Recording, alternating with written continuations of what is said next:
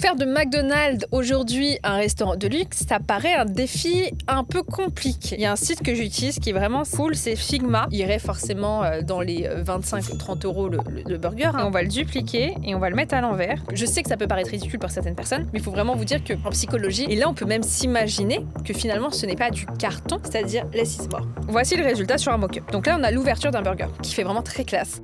Hola hola et bienvenue à tous dans cette nouvelle vidéo. On va refaire le branding de McDonald's. McDonald's a été fondé par Richard et Maurice McDonald en Californie, comme de base un simple stand de burgers. Ray Kroc, qui était un vendeur de milkshakes, a vu le potentiel de McDonald's et il rachète l'entreprise en 1961. Et c'est lui qui va propulser McDonald's au niveau mondial. D'ailleurs, il y a un film qui parle justement de l'histoire entre guillemets de Ray Kroc qui s'appelle Le Fondateur, que je vous invite à regarder, qui est vraiment très intéressant. Dans les années 1970, McDonald's va vite devenir un symbole de la culture américaine et il va ouvrir des restaurants dans plein de pays. Aujourd'hui, c'est l'une des plus grandes chaînes de restauration rapide avec plus de 39 000 restaurants dans plus de 100 pays. Du coup, McDonald's, il a un positionnement qui est assez populaire avec comme symbole la rapidité, l'accessibilité et la convivialité. Ils vendent pas qu'un simple repas, ils vendent une expérience rapide et universelle, que ce soit pour un goûter, le petit-déj ou un déjeuner en famille. En ce qui concerne le logo et l'identité actuelle de McDonald's, le logo de McDonald's est très simple et il est reconnaissable. Il joue sur les couleurs jaunes qui font référence à la chaleur et au bonheur, et au rouge qui est une symbolique d'énergie et d'appétit. L'identité visuelle de McDonald's est constante depuis des décennies, ce qui renforce la familiarité parce que comme ils changent pas d'identité H24, bah du coup on les reconnaît beaucoup plus facilement. Du coup, faire de McDonald's aujourd'hui un restaurant de luxe, ça paraît un défi un peu compliqué. Mais on va voir ensemble comment je ferais cela si jamais McDonald's était un restaurant de luxe. Alors déjà, entendons-nous sur la définition de luxe. Le luxe, en termes de branding et de marketing, ça désigne un produit ou un service perçu comme rare, exclusif ou prestigieux, qui apporte une forte valeur émotionnelle, symbolique et sociale aux consommateurs. En effet, le luxe repose sur l'idée que tout le monde ne peut pas y accéder. On a un peu ce côté un peu haut de gamme, un peu privilégié. Ça, c'est dû en général au fait que les enseignes de luxe comme Yves Saint Laurent, Chanel utilisent des prix élevés que tout le monde ne peut pas s'offrir, et le fait qu'il y ait une production limitée ou une distribution qui soit restreinte, ce qui n'est pas du tout le cas de McDonald's d'ailleurs. On a par exemple Hermès avec le sac Birkin qui prend des mois apparemment pour être acheté. Et important, ici on va bien transformer McDonald's en quelque chose de haut de gamme, de luxe, et j'ai envie que vous sachiez la différence entre le premium et le luxe. Le premium, il va miser sur la qualité des services, mais il reste quand même accessible à un large public, comme Apple et Tesla, alors que le luxe repose vraiment sur l'exclusivité, la rareté, comme Rolls-Royce ou Hermès. Si vous regardez cette vidéo et que vous êtes entrepreneur, d'ici quelques jours, j'organise un événement 100% gratuit pour vous aider à vivre de votre business sur Instagram. Les inscriptions ne sont pas encore ouvertes, mais elles ouvriront d'ici quelques jours. Je vous invite à vraiment vous rendre sur mon compte Instagram ou à regarder mes prochaines vidéos YouTube, donc activez la cloche et vous abonner parce que ça arrive très rapidement et les places seront limitées. On va devoir avoir un univers visuel. Pour ça, on va se rendre comme pour la dernière fois, parce que si vous le savez pas, c'est la deuxième fois que je fais ce concept. La première fois, j'avais refait le compte et l'identité de Rode que je vous invite à regarder. Donc comme pour cette fois-là, on va se rendre sur Color. Color, c'est un site qui est vraiment très pertinent pour trouver des palettes de couleurs. Donc comme vous pouvez le voir, vous avez des palettes qui sont déjà préfaites. Vous pouvez aussi écrire des mots-clés, donc noir, white, pink, vu que c'est en anglais, des topics, donc des sujets, mariage, fête, relax, Halloween, sunset, des styles. Est-ce que vous voulez que ça soit un style plutôt froid, chaud, brillant, dark, pastel? Donc si on met dark par exemple, on va avoir plutôt des couleurs dans ce style-là. Pour le luxe, je pense que ça étonnera personne, mettre du noir. Parce que c'est assez basique. Et c'est assez classe, entre guillemets, et on prend pas trop de risques. Néanmoins, on va voir si on peut mettre d'autres choses. Donc là, je clique sur black. Vous voyez que j'ai plein de couleurs. On a du noir avec du jaune, ce qui fait penser à McDonald's, mais je pense pas que ça soit pertinent. Enfin, le but, c'est vraiment de changer de A à Z et pas juste de rajouter du noir et de garder le jaune. On a du rouge, ça non. J'ai envie qu'il y ait des couleurs assez sobres. Ici, on pourrait avoir quelque chose qui est vraiment pas mal, même s'il n'y a pas forcément du noir. Dans les bleus, ouais, c'est un peu trop coloré. Du coup, ce qu'on peut faire, c'est directement aller dans le générateur de colors. Et là, le but, ça va être de choisir la couleur qui me plaît. Donc, on va garder le noir et éventuellement ce blanc-là. Et ensuite, on va, vous voyez, faire comme ça. Ce qu'on peut faire, c'est aussi créer des couleurs entre deux couleurs, comme ce gris-là qui peut être pas mal. On peut l'enregistrer et chercher d'autres couleurs. Du coup, après plein de recherches pas trop fructueuse, j'ai décidé de prendre cette palette-là. On a du noir, on a quelque chose entre le gris et le bleu, du gris clair et un jaune, mais qui est pas le jaune vif de McDonald's, qui est un jaune un peu plus doré, si je peux dire. Maintenant, on va s'intéresser un peu plus à la typographie. Pour ça, il y a plusieurs choix. Vous avez des sites spécialisés pour trouver des typographies. On peut aussi s'aider directement de Pinterest. Pour ça, vous allez peut-être marquer font luxe. Vous avez plein de choses qui vous sont proposées. Season, Bodoni, etc. Perfect Display, etc.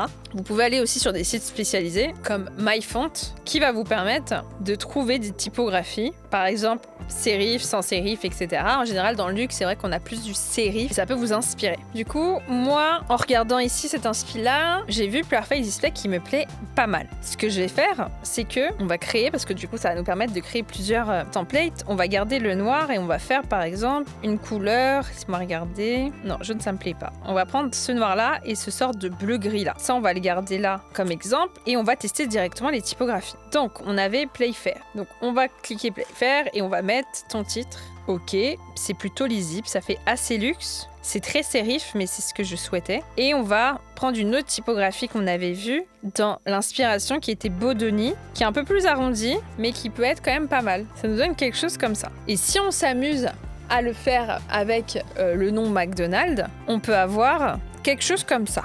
Maison McDonald's. Ça, je le mets en gras. Est-ce que je mets tout en gras? Je trouve que c'est bien qu'il y ait une certaine... que tout soit pas en gras pour accentuer certains mots. Effectivement, j'ai fait le choix de mettre Maison McDonald's pour vraiment accentuer ce côté un peu restaurant de luxe. Mais le logo, enfin le nom de marque reste McDonald's. Et si on tente en jaune, je trouve que c'est un peu trop terne. Et ce jaune-là, il est peut-être un peu trop vif. Finalement, peut-être le terne me plaît plus. Ou sinon, on reste comme ça. Maintenant, on peut s'amuser à faire un peu ce qu'on appelle, pas un logo, parce qu'on ne fait pas un logo sur Canva. Mais par contre, on peut s'amuser à faire un peu de texture, etc. Donc, on va mettre MD comme ça et on va le dupliquer et on va le mettre à l'envers et je trouve que ça nous fait quelque chose qui est vraiment pas mal. Ça peut même nous faire entre guillemets un logo, même si c'est pas un logo, hein, je tiens à le préciser. Et ça après on va pouvoir le dupliquer et en mettre un peu partout parce que ça je le vois bien comme emballage pour les hamburgers ou la boîte quoi, parce qu'en fait je voyais vraiment quelque chose qui soit assez haut de gamme, assez luxe, mais qu'on garde un côté un peu street et ça on va le mettre un peu partout, ce qui nous donnerait quelque chose comme ça. Là c'est sur le fond à peu près bleu, là c'est sur le fond noir, franchement j'aime trop. Là avec le truc orange et en blanc c'est vraiment pas mal aussi, et en jaune aussi. Ici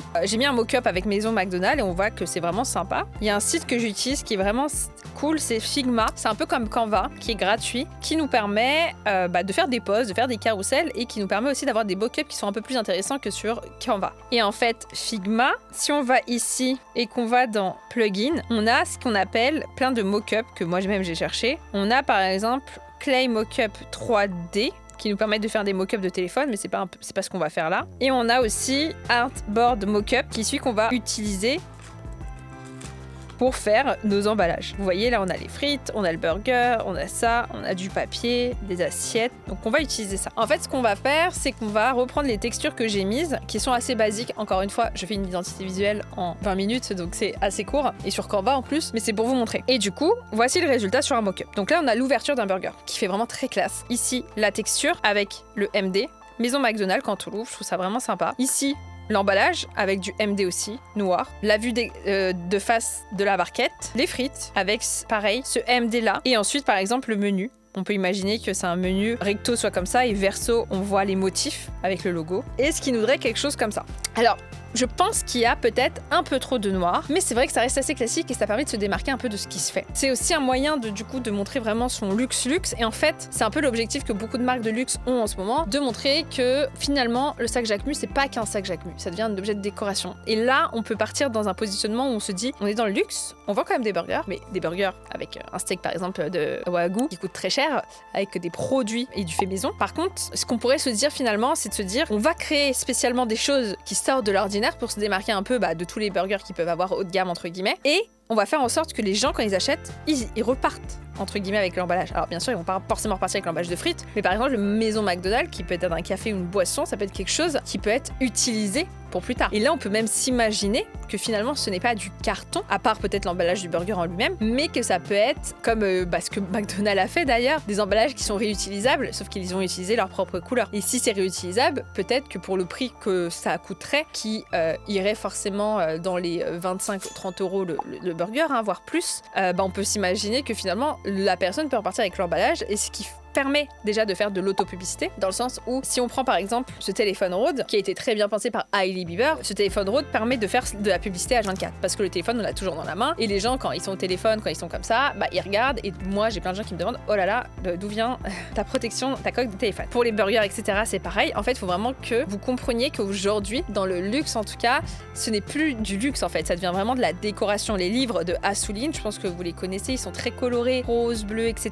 Bah, c'est même plus des livres, je sais même pas s'il y a des gens qui les lisent, mais ça devient des objets de décoration. Et là, on peut partir dans ce positionnement-là où on se dit, ok, McDonald's, c'est une maison de luxe maintenant. C'est quelque chose qui vend des burgers qui sont assez chers, où les emballages, ils sont réutilisables, mais en plus, on peut les ramener chez nous et on peut manger dans ces emballages qui inspirent le luxe pour montrer un peu notre statut social. Donc, je sais que ça peut paraître ridicule pour certaines personnes, mais il faut vraiment vous dire que en psychologie, beaucoup de gens sont attirés par ça parce que ça leur permet de montrer aux autres qu'ils appartiennent à une certaine classe sociale. Et c'est exactement dans ce positionnement-là qu'on irait avec McDonald's. Bon, maintenant qu'on a à peu près l'identité visuelle, on va faire des mock-ups. En général, les mock-ups de restaurants, les templates de restaurants, ça va être surtout des photos. Du coup, on va pouvoir rechercher des gens, par exemple, on va taper luxe. On va voir qu'est-ce qu'il y a comme photo. On a cette photo qui est pas mal, qu'on pourrait utiliser. On va la mettre en transparence et on va mettre un truc basique, hein.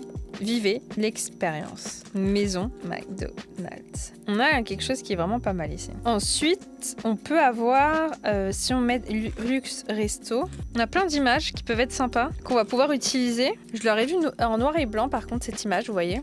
Et là, ce qu'on aurait pu mettre, c'est mettre juste tout simplement des mots. Parce que dans le luxe, tu vois, il n'y a pas besoin, on ne cherche pas à convaincre les gens. Les gens, ils viennent parce qu'ils ont une expérience. On ne va pas convaincre quelqu'un à dépenser 100 € pour un plat s'il n'a pas d'argent.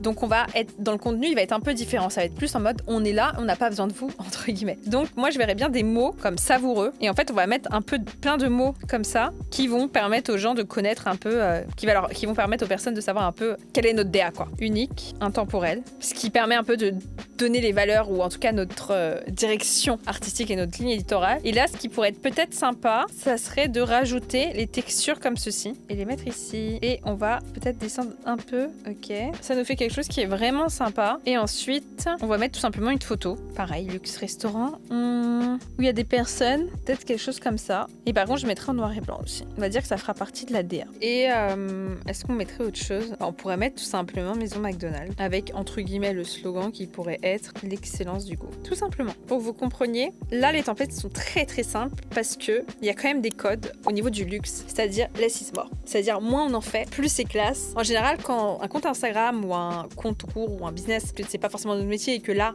par exemple, moi je suis pas forcément graphiste, mais j'ai des appétences avec Canva, mais il y a des gens qui ont pas du tout d'appétence avec Canva et qui sont pas graphistes et qui connaissent pas l'harmonie, etc. par rapport aux couleurs. Bah, quand vous essayez de le faire vous-même, c'est encore plus compliqué parce que vous avez peut-être pas le recul pour savoir si c'est beau ou pas. Donc dans ces cas-là, moi ce que je vous conseille, c'est toujours d'aller à la simplicité. Je vous dis pas de mettre du noir, etc. Mais voilà, de couleurs max, de typographie max, pas trop surcharger les posts, etc. Là, comme vous pouvez le voir, les templates que je fais, ils sont méga simples comparés à ceux qu'on avait fait avec Ro. Mais encore une fois, parce que ce n'est pas le même positionnement. Là, on joue beaucoup sur le luxe, on joue beaucoup sur le haut de gamme. Donc forcément, on a des images qui correspondent à ça. Ça, on en avait déjà parlé la dernière fois. Mais on a aussi du noir et blanc parce que on veut aller simple. On va pas rajouter des textures, on va pas rajouter des effets, des flèches, des je sais pas quoi. Quand vous regardez les marques de luxe, quand elles font des posts et pas que des photos, ça reste simple. Il n'y a pas de choses qui viennent surcharger le visuel parce qu'en fait le visuel en lui-même est beau. Donc c'est pour ça que là, je me vois pas rajouter d'autres choses et finalement, voilà, je me demande même si ça c'est utile. Et je me demande même si ça serait peut-être pas mieux qu'on enlève ça parce que ça fait peut-être un peu cheap. Et au final, je pense que c'est peut-être mieux comme ça, guys.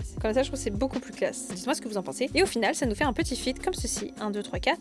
On va faire une prévisualisation du feed rapidement. Du coup, ça nous donnerait un feed comme ceci que je vous mets à l'écran. C'est plutôt pas mal. On voit le luxe, on voit le haut de gamme. On comprend tout de suite que c'est quelque chose qui est quand même assez cher, entre guillemets. On comprend tout de suite que c'est un restaurant et ça correspond bien à ce positionnement-là de luxe. En résumé, si vous avez vu la première vidéo par rapport à ce concept, bah, vous comprendrez bien que c'est totalement différent parce que le positionnement est différent. Déjà, c'est pas le même secteur. On est sur quelque chose lié à la restauration. On n'est pas sur le même positionnement. Rode avait un positionnement qui n'était pas du tout luxueux ni forcément haut de gamme, mais qui était un positionnement assez accessible. Alors qu'ici, on est dans déjà quelque chose qui est une alimentation. Donc, c'est-à-dire, c'est quelque chose qui n'est pas pérenne dans le temps. Quand on achète, ça disparaît. Néanmoins, c'est pour des gens qui veulent vivre ici une expérience unique et qui sont prêts à payer. Et du coup, il y a certains codes, c'est-à-dire qu'aujourd'hui, si j'aurais mis du rouge et du vert et du bleu, ça n'aurait pas été associé au luxe. Donc oui, c'est assez peut-être basique et assez bateau, mais ça reste néanmoins les codes communs que l'on a tous. Quand vous allez dans un restaurant de luxe et que vous voyez ce genre de photos sur le site internet, sur le compte Instagram, vous comprenez tout de suite, même si vous n'avez pas